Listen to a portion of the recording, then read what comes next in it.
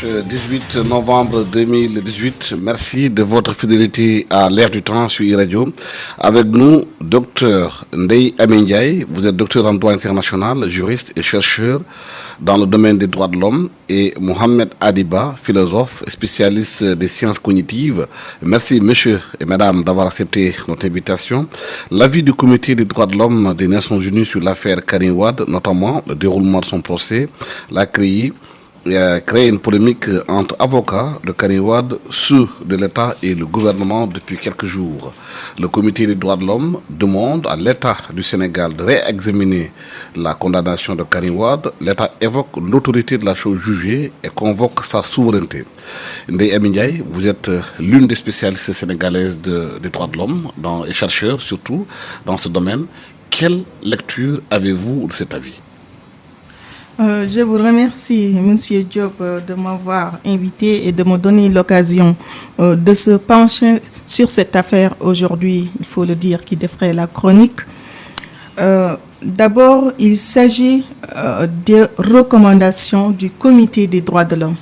Il faudrait d'abord revenir sur ce qu'est ce comité avant de se pencher sur la valeur juridique de ces constatations, parce que ce comité donne des constatations. Il fait des constatations et après donne des recommandations. D'abord, ce comité est mis en place par un traité.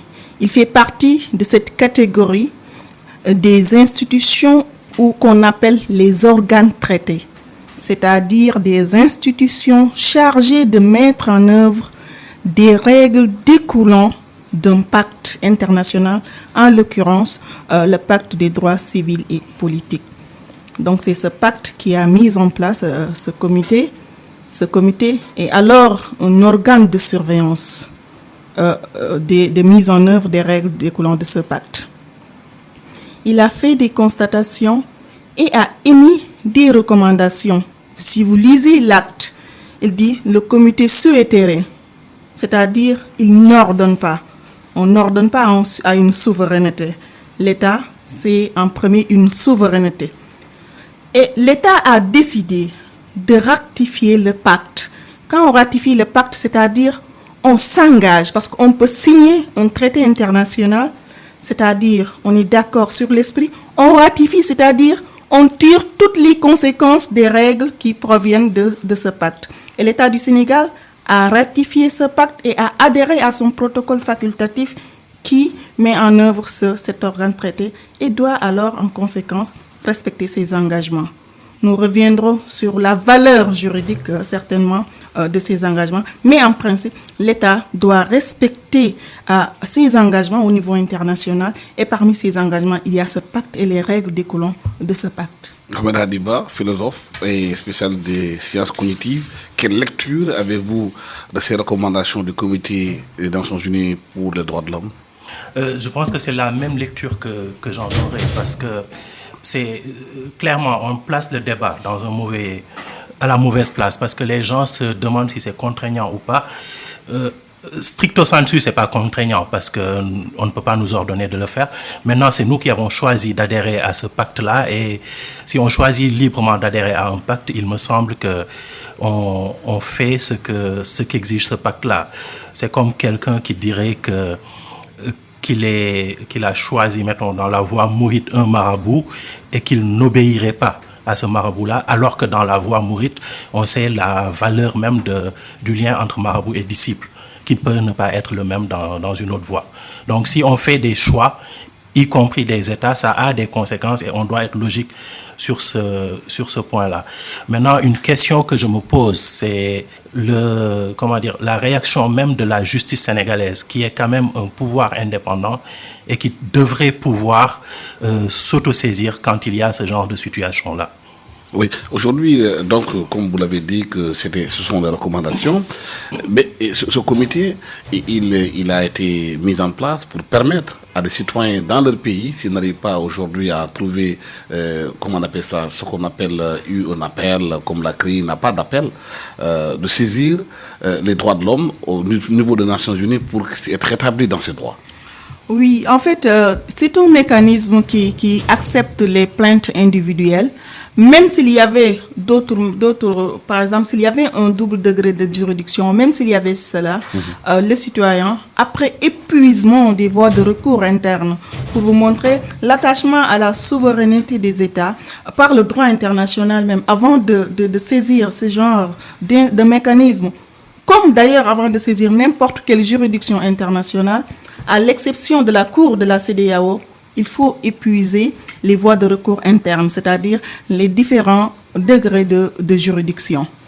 Par ailleurs, pour ce cas précis, comme il s'agissait de la CREI, il n'y avait pas de double degré de juridiction.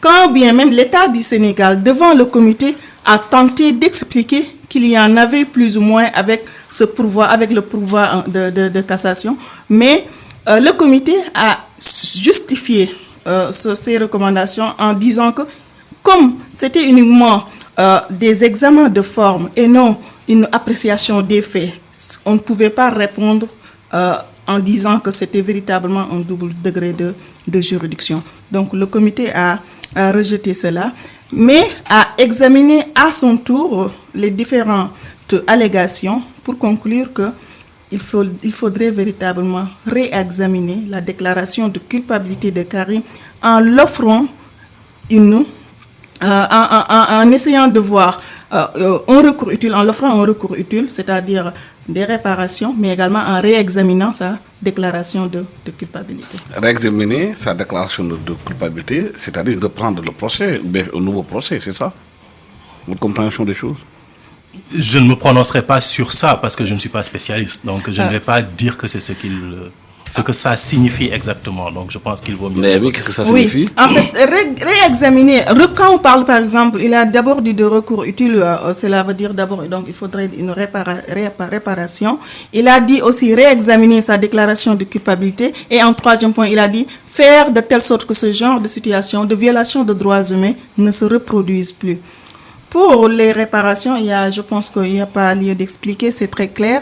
En réexaminant, j'en ai discuté avec des collègues et des amis qui sont des praticiens même, et qui parlaient peut-être que la meilleure manière de répondre à ce réexamen, déjà, ça dépend de l'État. L'État pour voir quel est le meilleur moyen pour réexaminer. Mais pour mes connaissances modestes, je pense avec peut-être le mécanisme de rabat d'arrêt, on pouvait faire un rabat d'arrêt peut-être et de faire de telle sorte que d'installer une juridiction de second degré au niveau de la CREI pour permettre à M. Karim Wade quand même d'avoir ce second degré de juridiction pour être conforme au pacte de droits civils et politiques. Pour que le procès soit équitable, il faudrait quand même un double degré de juridiction. Certains même parlent de pourquoi ne pas créer au sein de la CREI une chambre d'appel, mais parce que la révision du code de procédure pénale au Sénégal a fait que toutes les instances ont ce qu'on appelle des doubles degrés de juridiction, sauf la CREI. Je pense que la CREI est une justice d'exception. Et dans la vie moderne, en fait, dans l'état même de notre système judiciaire, l'idée d'une juridiction d'exception n'a pas de sens. Donc, tout accusé, tout condamné a droit à un autre degré de juridiction pour faire réexaminer cette condamnation-là. On doit le faire. Maintenant, je ne peux postuler que des mécanismes psychologiques. On a condamné Karim Wade avec la CREI. Ils ne veulent pas toucher à la CREI parce que s'ils touchent à la CREI, ça pourrait remettre en cause politiquement, pas juridiquement, cette condamnation-là. Ce qui veut dire que, en fait, d'une certaine manière, on a instrumentalisé malheureusement la justice. Et ça, c'est le gros problème qu'on a. Mais pourquoi on ne veut pas toucher à la CREI? Quelles sont les conséquences que ça peut apporter si on touche à la CREI? Honnêtement, les seules conséquences sont des conséquences politiques. Je pense que la seule chose qui fait qu'ils ne veulent pas toucher à la CREI, c'est parce qu'ils se disent que s'ils touchent à la CREI, ça minerait ce qu'ils ont déjà fait avec Karim Wade et un certain nombre de ses co-accusés.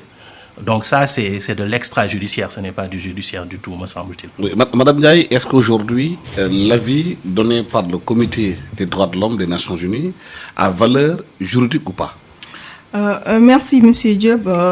En revenant sur la valeur d'abord, sur la valeur des recommandations du Comité des droits de l'homme, il faudrait d'abord distinguer sur quelle base ce comité donne ses recommandations. D'abord, ce comité est chargé de mettre en œuvre un traité international. Quand on ratifie un traité, impérativement, on doit répondre quand même toutes les règles qui émanent de ce traité. Donc, ce traité est fondamental. Et ce comité a été saisi pour voir dans quelle mesure l'État du Sénégal a respecté, oui ou non, le traité, le pacte international des droits civils. Parce que l'État doit obligatoirement respecter ce pacte parce qu'il l'a ratifié.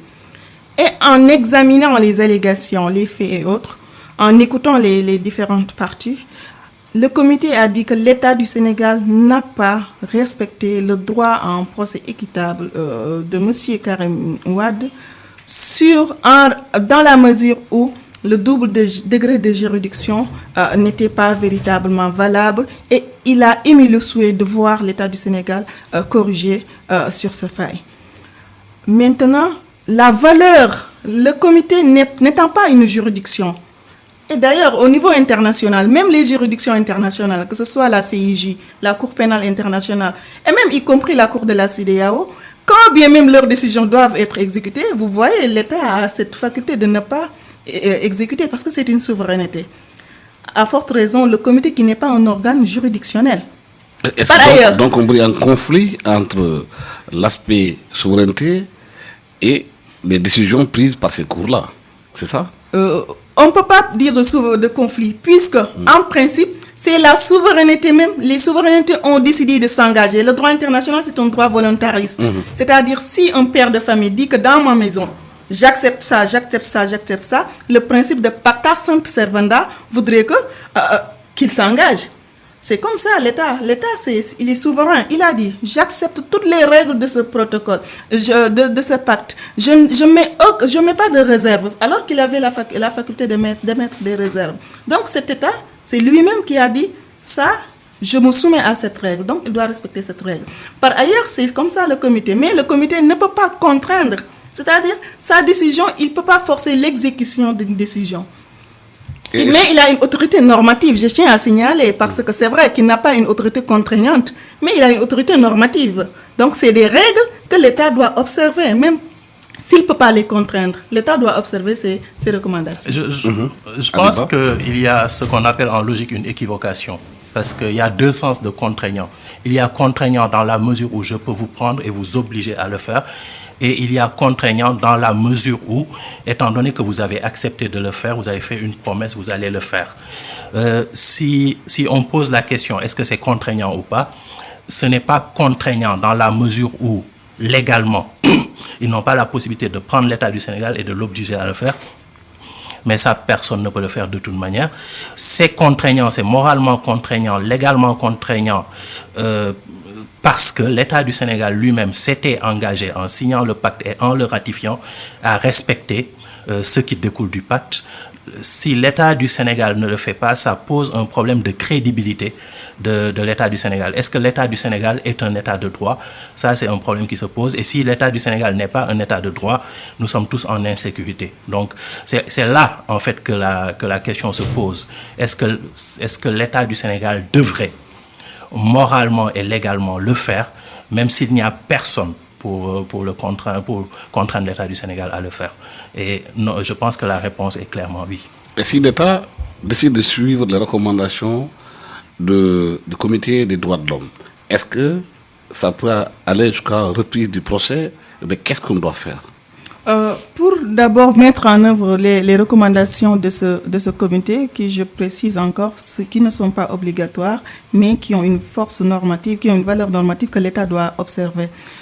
Pour le faire et pour le mettre en œuvre, il faudrait uniquement revenir sur ce qu'il a recommandé. Il a dit qu'il faudrait faire de telle sorte que ce recours soit un recours utile. Donc, il faudrait peut-être réparer monsieur Karim Wade. Il faudrait également réexaminer. Il y a plusieurs manières. Et j'avais donné tout à l'heure un exemple en faisant un rabat d'arrêt et de créer ce double degré de juridiction au sein peut-être de la CREI pour permettre... Est-ce que cela conduit jusqu'à la reprise d'un procès ou pas? Ce n'est pas forcément une reprise de procès, mais c'est un second degré de juridiction, c'est-à-dire de donner un mécanisme, un moyen à Maître Karim Wade de se faire réexaminer les faits et les preuves, donc, et de donner, donc, c'est vrai, peut-être un autre arrêt, soit de confirmation ou bien d'infirmation.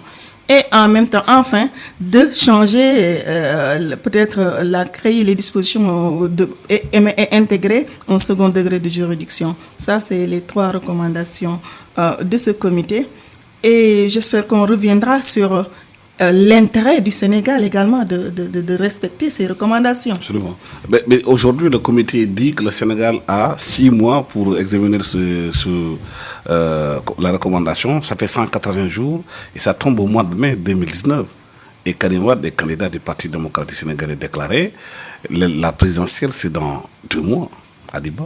Quelle est la question? Est-ce que Karim Wade sera candidat? Oui, c'est ça le problème. Parce que si Karim Wade veut aujourd'hui être candidat, il faudrait qu'il soit plus dans cette situation d'inéligibilité. Il me semble que le sort de Karim Wade, qu'il soit candidat ou pas, est moins important que le système judiciaire sénégalais. Absolument. Honnêtement, que Karim Wade soit candidat ou pas, ne me semble pas être si important que ça. Que l'on mine par contre la crédibilité de l'État du Sénégal, c'est ça le vrai problème.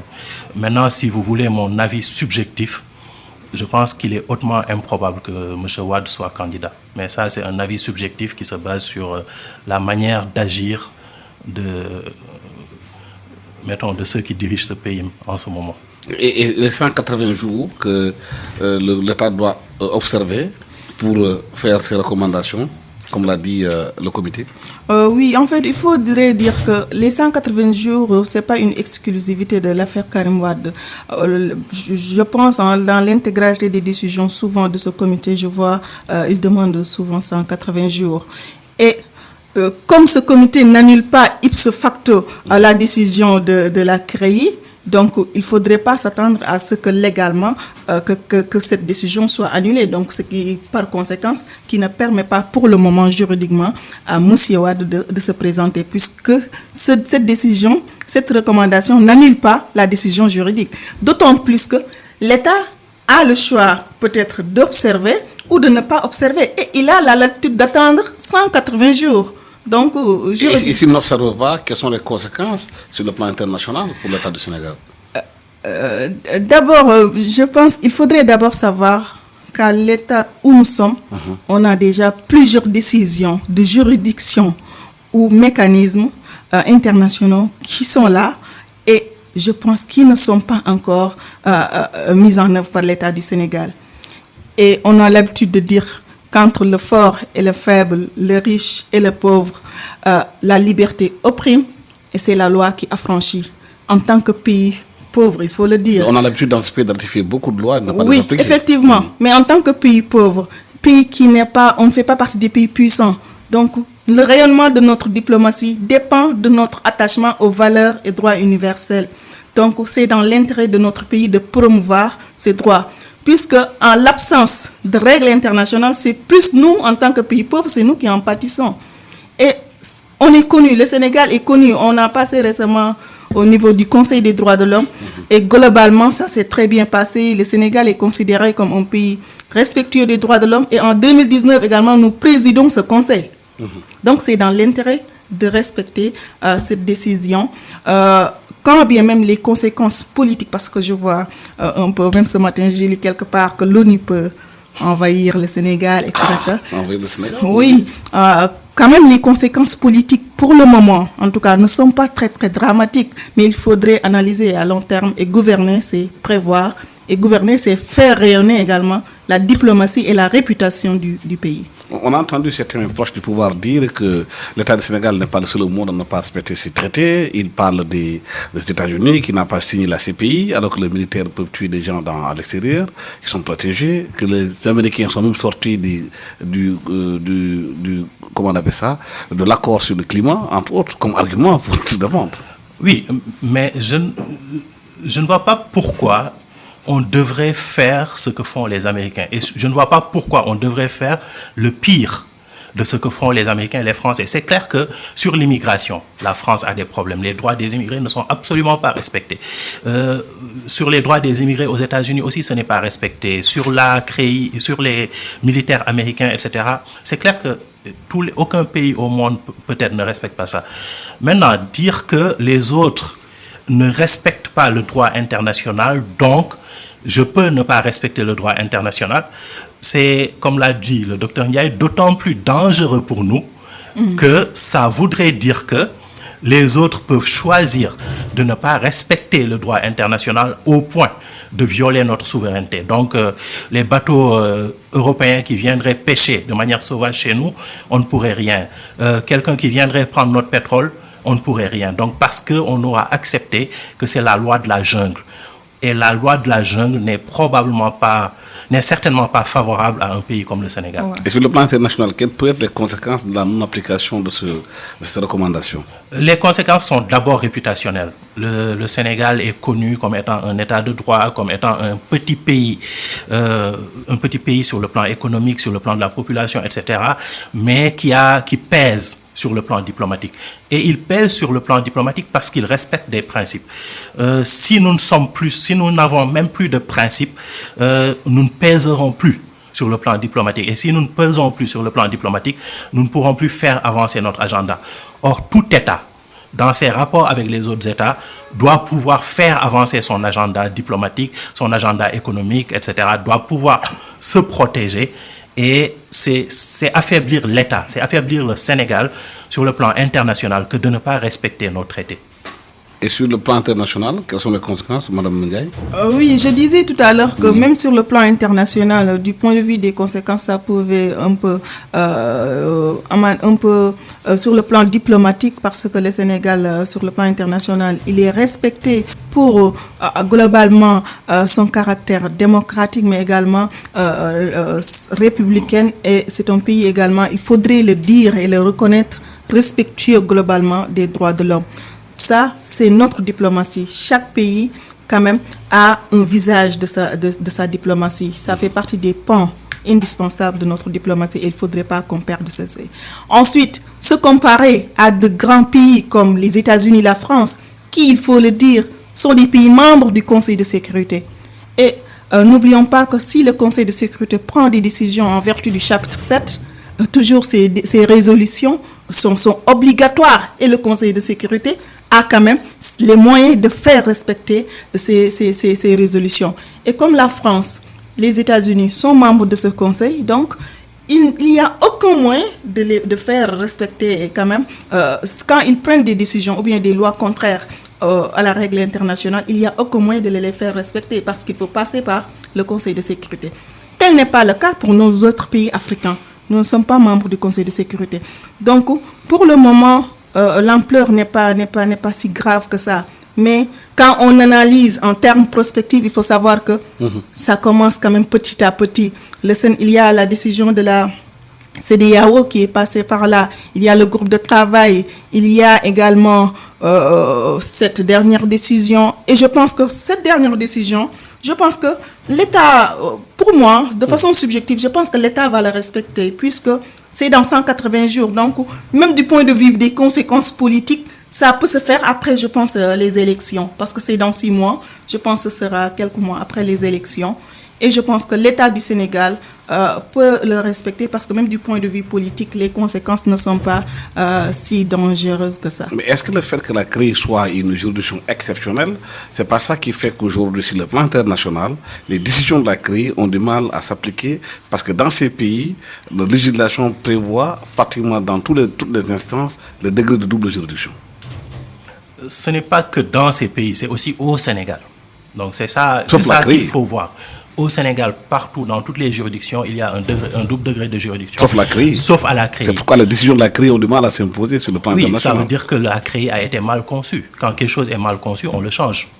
Donc ça, je pense que... Parce qu'Ousmane Camara, le procureur, l'avait déjà annoncé quand on a créé la CREI. Il disait que la CREI a une part congénitale parce que justement, c'est une juridiction d'exception.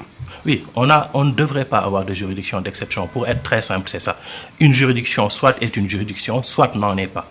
Donc la CREI, il faut la mettre aux normes pour qu'elle soit une juridiction. C'est une juridiction utile par contre. Donc, mais il faut la mettre aux normes parce que c'est les normes qui protègent les citoyens. Donc, même si on ne parle pas des conséquences internationales, les conséquences nationales, en fait, la CREI pourrait devenir un instrument politique. Donc, et ça, c'est un problème. Est-ce qu'il faut réformer la CREI? Oui, je pense qu'il serait nécessaire de réformer la CREI, d'autant plus qu'il faudrait dire également qu'à l'intérieur de ces constatations, le Comité des droits de l'homme même a reconnu cette importance d'avoir des juridictions qui œuvrent pour la corruption, la lutte contre la corruption et la bonne gouvernance. Donc la finalité et l'objectif de la CREI ne sont jamais remis en cause. Donc c'est une juridiction, comme vous l'avez dit tout à l'heure, très utile, mais qu'il faudrait peut-être réformer. Et ça, je pense que du point de vue juridique, du point de vue politique, ça va se faire. Je pense que tout le monde est d'accord aujourd'hui, que ce soit du côté de l'opposition ou du côté du gouvernement et de la société civile, tout le monde est d'accord sur la nécessité de réformer la CREI. Et je pense que ces recommandations du Comité des droits de l'homme constituent un prétexte pour mettre en œuvre ces réformes. Réformer la CREI, c'est prévoir une cour d'appel ou bien un appel au sein de la CREI elle-même, c'est ça? Oui, absolument. Donc, je pense que c'est uniquement ça. Peut-être aussi l'idée que dans la CREI, il y a une inversion de la charge de la preuve.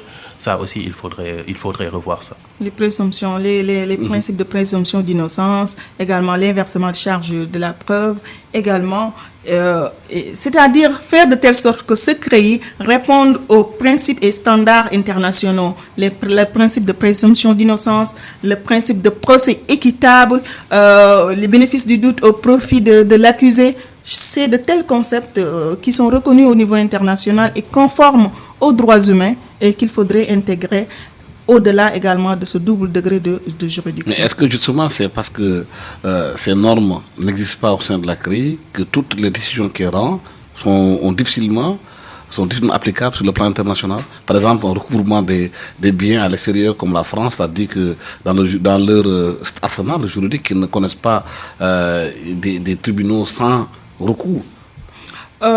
Effectivement, peut-être il y a ça, mais il faudrait également analyser à la base même la CREI, c'est-à-dire il y a pratiquement une seule décision qui concerne peut-être une seule personne globalement, et que à l'international, il y a, même si l'État est souverain, au niveau international, l'accusé ou bien le coupable, parce qu'il est coupable, il est déclaré coupable par la CREI, a toujours ses moyens également de revenir et de dire ses allégations, de se défendre. Et à chaque fois quand on se défend, malheureusement, pour l'État du Sénégal, les autres étaient plus ou moins du côté de l'autre partie. Oui, c'est pas sur le plan international. Oui, pourquoi la décision de la CREI, on demande à s'appliquer? Oui, et ce que vous soulignez est important parce que du coup, si la CREI avait pour objectif, si l'un des objectifs de ces jugements-là, c'est de recouvrer l'argent qui aurait été volé à l'État du Sénégal, mettre en place un mécanisme qui ne permet pas de récupérer l'argent parce que structurellement, il est trop facile pour les gens qui ont recueilli l'argent de dire que, étant donné que cette juridiction n'a pas de double niveau de juridiction, donc elle n'est de toute manière pas conforme au droit. C'est inefficace. Ça veut dire qu'on va condamner des gens, l'État du Sénégal va perdre des milliards, mais ne pourra jamais les récupérer parce que cet argent-là se trouvera dans des pays qui ont des systèmes bancaires qui peuvent aussi se défendre et qui veulent garder l'argent. Donc ça, c'est un problème. Donc apparemment, la CREI serait inefficace pour son objectif, sauf si son objectif est purement punitif et en même temps nous déshonorerait sur le plan de nos accords internationaux. C'est-à-dire qu'aujourd'hui, toutes les décisions qui sont rendues en interne ici avec la CREI pour recouvrer les biens des Sénégalais qui seraient à l'extérieur, c'est difficilement applicable.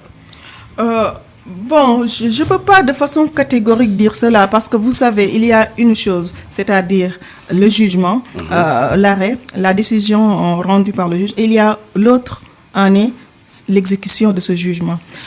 Dans la phase exécutoire, il y a souvent l'aspect politique qui intervient et souvent le juriste ou le juge est impuissant pour garantir l'exécution. Ça, c'est un peu une affaire politique. Et dans le cadre de ce genre de choses, il y a la coopération judiciaire également entre les pays qui intervient. C'est-à-dire la coopération judiciaire, il y a également les relations entre les deux pays et il y a vraiment quand on parle de coopération, il y a l'aspect politique qui intervient, et ça, c'est des moyens véritablement, des fois extrajudiciaires qui permettent son effectivité. Je rappelle que vous suivez l'Air du Temps, qui reçoit aujourd'hui Dr Ndeye Amy Ndiaye, qui est docteur en droit international, juriste, chercheur dans le domaine des droits de l'homme, et Mohamed Adiba, qui est philosophe, spécialiste des sciences cognitives. Le deuxième point de notre débat, c'est par rapport aujourd'hui à cette affaire de déficit budgétaire, d'argent qui manque dans ce pays dont on parle depuis quelque temps. Le ministre des Finances, de l'économie et des finances a dit que c'est de façon volontaire que l'État du Sénégal a décidé de maintenir les prix pour certaines denrées comme l'électricité, comme le pétrole entre autres, et c'est à cause de ça qu'il y a des tensions de terrorisme ailleurs. Est-ce que vous êtes d'accord sur cette analyse, Adi? Je pense que cette analyse est insultante pour le peuple sénégalais. Pourquoi? Parce que les gens ont passé leur temps à dire à M. Ba qu'il y avait des tensions de trésorerie, qu'il y avait trop de dépenses, qu'il ne travaillait pas bien. Donc les Sénégalais, les experts sénégalais ont passé leur temps à dire ça. En gros, ils disaient à ces gens-là qu'ils ne comprenaient rien. Et que donc, ils géraient bien le pays, on avait beaucoup d'argent de toute manière, on avait un budget de 4 000 milliards. Il se réveille un beau matin, il dit qu'on a des problèmes d'argent parce que le FMI l'a dit. Donc ça veut dire que ce que disent les experts du FMI est plus valable que ce que disent depuis des années les experts sénégalais, déjà, première chose. Après, il revient, il dit qu'on n'a pas d'argent parce qu'ils ont fait trop de social. Or, je ne crois pas qu'on puisse dire qu'on fait trop de social dans ce pays. On a de la tension partout. Un de mes étudiants se fait tuer l'année dernière pour des questions d'argent. L'université de Saint-Louis, qui est en totale déshérence, n'arrive pas à ouvrir à temps parce qu'ils n'ont pas payé 3 milliards. Donc, les hôpitaux sont en grève. Ils viennent derrière, ils disent que c'est à cause du social qu'on a des problèmes. Structurellement, on a 4 000 milliards de budget, on a 2 000 milliards de recettes. D'où viennent on a moins de 2 000 milliards de recettes d'ailleurs. Donc, d'où viennent les 2 000 autres milliards? Ça, c'est un problème. Donc, on dit qu'on a du social, mais si vous prenez ceux qui gèrent le social, il y a des spécialistes du social qui sont formés à l'ENTSS, qui ne sont pas employés dans les programmes sociaux. Ceux qui travaillent dans les programmes sociaux, c'est parfois des médecins, parfois des économistes. Donc, ça, on a vraiment l'impression qu'on a à la tête de l'économie de ce pays quelqu'un qui ne comprend strictement rien dans l'économie et qui, en plus, nous accuse, nous, d'avoir creusé le déficit, alors que si quelque chose arrivait, mettons, c'est lui qui doit contrôler le déficit. Il est ministre des Finances. Et en même temps, c'est une politique sociale du gouvernement, du président de la République. S'il dit que c'est le social qui fait qu'on est en déficit, qu'est-ce qu'il est en train de dire? Que la politique du président de la République est mauvaise. Mais dans ce cas, qu'il démissionne, qu'il le dise au président de la République. Mais il ne démissionne pas et il dit que la politique sociale est mauvaise et ça nous crée des déficits. C'est quand même très bizarre, très insultant pour le peuple, je trouve. Madame Ndiaye, vous ressentez-vous la tension sociale, la tension financière? Oui, merci. Dans votre panier de la ménagère? Merci bien. Je pense que hier même, je vous disais que c'est des questions de budget, de finances. Il y a globalement, des voix beaucoup plus autorisées que moi à aborder ces thématiques. Mais il n'y a pas plus compétent que les femmes qui gèrent la défense. Oui. Par ailleurs, même avant sur le panier de le panier du consommateur et tout, il faudrait d'abord même analyser ce constat. Parce que je me rappelle, ça fait très longtemps qu'il y a eu des experts et autres qui ont parlé de ce problème de trésorerie et on le suivait de près. Mais à la dernière minute, on nous a informés. Et c'est ce que je regrette. Les raisons, je n'ai pas les outils ni les moyens de vérifier est-ce que ce qu'a dit monsieur le ministre des Finances. Parce que l'argument qui a été avancé, c'est que sur le plan international, le prix du baril s'est renchéri à $80 et que l'Arabie Saoudite elle-même a décidé de diminuer sa production de pétrole et que ça va se répercuter sur les dépenses publiques au Sénégal et que l'État est obligé de bloquer les prix à la pompe pour qu'on n'augmente pas les prix. Effectivement, on sait déjà que d'abord, globalement, le maintien élevé des prix du pétrole et autres, souvent, a des conséquences sur le taux d'inflation. Ça, globalement, on le sait. Mais quand il s'agit, et c'est ce que nous regrettons, parce que quand il s'agit de problèmes budgétaires, de problèmes de finances, qui ont des mesures peut-être, qui ont des conséquences sur le panier du ménager, sur la situation économique, il faudrait véritablement recourir à des experts et des praticiens de haut niveau. Ça sont des choses qu'un économiste ou bien qu'un spécialiste des questions de finances savent. Ce sont des situations conjoncturelles. Le prix du pétrole, je pense, lors de la loi de finances, c'était entre 54 et 55. Aujourd'hui, c'est environ à 80 $. Mais ça, c'est ce qu'on appelle des risques connus. C'est des risques, mais qu'on connaisse. Mais il faudrait des moyens de compensation. Qu'il faudrait planifier et prévenir. Quand on fait des planifications stratégiques, il faudrait prévoir. On dit quels sont les risques et en cas de risque, qu'est-ce que vous prévoyez? C'est ça, gouverner. Et ce sont et on le regrette. Il y a des choses, ce n'est pas des questions de politiciens. Il faudrait recourir aux experts avertis qui font des analyses objectives et appliquer ces analyses. Parce que ce n'est pas véritablement une surprise que le prix du baril soit aujourd'hui à 80. Comme ce ne sera pas une surprise que dans quelques moments, ça peut même aller jusqu'à 100 avec le nucléaire iranien. Donc il faudrait tout prévoir. Je pense que ce ne sont pas des excuses. Et ce que je regrette, c'est le citoyen sénégalais. Sous l'angle des droits humains, il a le droit à l'information. Et à plusieurs reprises, on a ébranlé le fait de ce problème de trésorerie. Mais on n'a pas eu d'information jusqu'à ce qu'un fonctionnaire de FMI ou de la Banque mondiale ait quand même envoyé ces documents. On est dans une situation où des fois, on se demande à qui croire.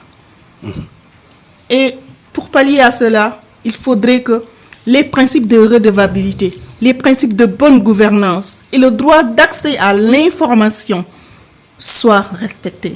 Le citoyen sénégalais doit savoir la situation quand même financière du pays, la situation du budget. Et il faudrait, comme on dit, rendre à César ce qui est à César. Il y a des choses, c'est le temps de la politique. Il y a des moments où c'est le temps de l'expert. Et ce n'est pas ça qui manque au Sénégal. Et aujourd'hui, si le prix du baril continue à augmenter sur le plan international, avec la décision de l'Arabie Saoudite de diminuer sa production, qui va immanquablement s'être répercutée sur le plan international, comment cette situation va être gérée? Comment cette situation va être gérée? Je suppose en changeant de ministre des Finances, puisqu'il semble dire que quand le prix du baril augmente, il n'est plus compétent. Donc, je pense que c'est peut-être ce qu'il faudra faire.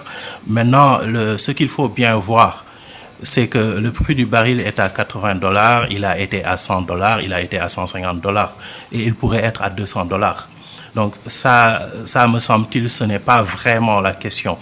Une question qui se pose et qui s'est posée depuis le début de ce mandat, c'est que on a fait beaucoup d'emprunts obligataires. Là, par exemple, je lisais la dernière fois qu'on avait emprunté 65 milliards, alors qu'on voulait 50 milliards et qu'on l'a eu à 6%. Si on avait fait des prêts concessionnels, on les aurait eu à 2%. Donc, on a fait beaucoup de travaux de prestige. On les a confiés à l'ancienne puissance coloniale. Et l'ancienne puissance coloniale nous prête de l'argent et exige que nous utilisions ces entreprises, ce qui est de bonne guerre. Nous aurions confié les mêmes travaux aux Chinois, ils nous auraient prêté de l'argent à 2% au lieu de 5-7%, et ils nous auraient exigé, et nous aurions travaillé avec des entreprises chinoises qui coûtent moins cher. C'est des choix politico-économiques qui vont avoir des conséquences, qui ont déjà apparemment des conséquences. Donc, il y a effectivement une expertise économique à avoir, et je pense que le profil même de la personne qui gère le ministère de l'économie et des finances est problématique. On a quelqu'un qui est un énarque et qui est un politique, qui est en train de faire de la politique. Il me semble que gérer l'économie, on doit confier ça à de vrais experts, pas simplement quelqu'un qui est un énarque, peut-être un docteur en économie. Et souvent, les ministres, c'est des postes politiques. Hein, les ministres, c'est des postes politiques, les ministres des Finances, souvent, ce sont des postes d'experts. Donc, il y a comme ça des ministères qu'on évite, quand on est patriote, de trop politiser. Donc, ça véritablement, c'est un problème, me semble-t-il. Et sur le plan des finances, madame, vous, ménagère, Est-ce que vous ressentez ces tensions financières de la maison? Oui, bon, Comment il faudrait savoir que globalement... Dites-nous comment. Bon, vous savez que je suis un ménager aussi. Oui. Bon, il faudrait savoir quand même que globalement, les prix, il n'y a pas encore, comme d'ailleurs le ministre l'a dit, il n'y a pas encore véritablement, le taux d'inflation pour le moment n'est pas encore très élevé. Et donc, peut-être que du point de vue, nous autres, peut-être, je pense qu'il y a d'autres femmes beaucoup plus indiquées qui peuvent en ressentir. Vous êtes la classe moyenne, vous ne pouvez pas...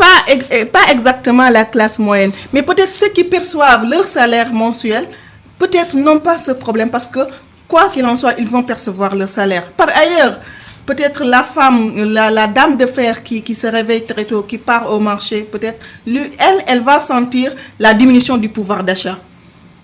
Peut-être que moi, je ne vais pas peut-être sentir personnellement cela, mais une femme, par exemple, commerçante, la femme qui vend peut-être du poisson, la femme qui vend des légumes et autres, peut sentir peut-être le poids de la diminution du pouvoir d'achat, la ponction du pouvoir d'achat. Et cela va se sentir à long terme, hein, parce que les problèmes de trésorerie, pour le moment, il n'y a pas encore d'impact concret. Mais pour ceux qui pensent et ceux qui analysent, quand il y a ce maintien de prix de pétrole élevé, s'il n'y a pas de mesures de compensation, à long terme, tout le monde va le sentir. Mais vous posiez tantôt la question en tant que droit de l'hommiste, l'accès des populations à l'information, surtout financière.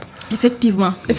Dans ce pays, on a vraiment des fois des problèmes pour avoir accès à l'information. Quand bien même, sur le plan par exemple, des industries extractives, il faudrait féliciter quand même le gouvernement qui a accepté de publier à travers les contrats. Mais des fois, il y a des informations, par exemple, pour les marchés publics. On a beaucoup de problèmes avec les marchés publics, pour l'octroi des marchés publics, pour les questions de prêts et d'emprunts obligataires. Seuls ceux qui s'y connaissent, c'est-à-dire ceux qui ont l'habitude d'analyser les faits, des fois vous informent. Et des fois, des personnes vous informent, avant même de regarder l'information, vous vous demandez, il est de quel parti politique. C'est-à-dire, on est arrivé à un moment où des fois, on confond est-ce que c'est l'expert qui parle? Est-ce que c'est le politique qui parle? Alors qu'on doit avoir des instances indépendantes, des institutions indépendantes qui nous informent. Et le citoyen, à chaque moment, doit savoir où en sommes-nous, à quel niveau, quels sont les problèmes dans ce pays. Parce que je pense que ce n'est pas des choses à cacher, puisque c'est normal. Le prix du pétrole, ce n'est pas le Sénégal qui le fixe. Pour le moment, nous ne produisons pas et nous sommes obligés d'acheter le pétrole ailleurs. La France fait face à ces problèmes, les États-Unis, idem. Donc, ce sont des informations, je pense, dont on n'a pas besoin de cacher. Et dans l'avenir, peut-être il serait bien, quand il y a ce genre de problème, de dire aux gens, voilà la réalité. Et le citoyen qui connaît la réalité peut décider, est-ce que c'est le social qui est prioritaire? Est-ce que il faudrait faire des investissements à rentrée d'argent, parce qu'il y a des investissements qui font rentrer de l'argent, il y a des investissements qui ne font pas rentrer d'argent. Et il revient aux citoyens de décider véritablement où sont ses priorités. Et c'est ça la démocratie sociale, c'est ça la bonne gouvernance, c'est ça la transparence. Et aujourd'hui, cela répond également au principe de redevabilité. Comment on a utilisé notre budget? Comment les finances sénégalaises sont utilisées? Et je pense que c'est des principes véritablement obligatoires qu'il faudrait véritablement veiller. L'accès à l'information financière dans ce pays pose problème, souvent les gens le disent, mais le côté des autorités, ils disent aussi, les gens ne font pas l'effort d'aller chercher l'information. Je pense que c'est vrai. C'est un peu plus complexe en fait. Ce n'est pas que les gens ne font pas l'effort d'aller chercher l'information, c'est que... Ils ne la comprennent pas, c'est ça? C'est qu'il est difficile de comprendre l'information financière. Par exemple, les gens, toujours sur cet emprunt de 65 milliards, ils ont annoncé qu'ils avaient essayé d'emprunter 50 milliards, qu'ils ont obtenu plus 65 milliards et que c'était une victoire. C'est de la propagande. Parce que si je suis obligé d'emprunter, j'ai déjà un problème.